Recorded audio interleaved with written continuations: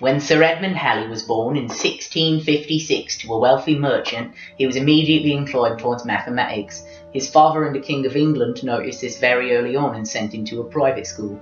At the age of 17, he enrolled and was accepted at Oxford. Within 5 years, he had a master's degree and was a Fellow of the Royal Society in England.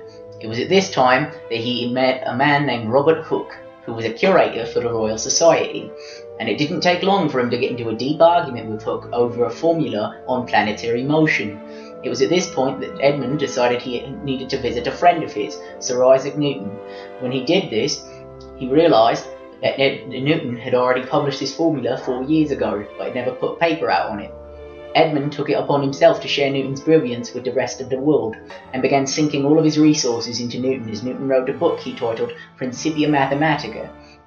Since Edmond was under the employ of the university, he should have been receiving steady pay, but instead, because Oxford had fallen on hard times, he was only paid in books about fish. By the time he was all done through, Edmond was bankrupt, indebted, and rejected by the Oxford teaching position that he had applied for. They accused him of being a heretic, which at the time was one of the worst things that could happen to you. However, the king at the time, King George II, was interested in Edmond's ventures and appointed him captain of a naval vessel. Halley embarked on the first naval mission dedicated completely to science and managed to make several astounding astrophysics discoveries by charting for 670 days just to get his star charts right. This jump-started Halley's credibility and allowed him to become a professional in several ambitious career adventures.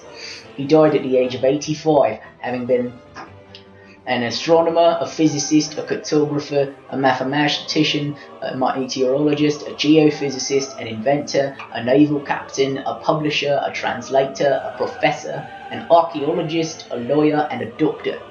As if that weren't enough, there were also since named the comet he discovered after him, Halley's Comet.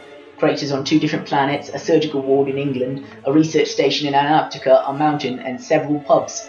While he was most certainly faced a good deal of adversity, he would be able to progress himself forward and find the works of others despite the costs of himself. This is where he died, and he is buried there today.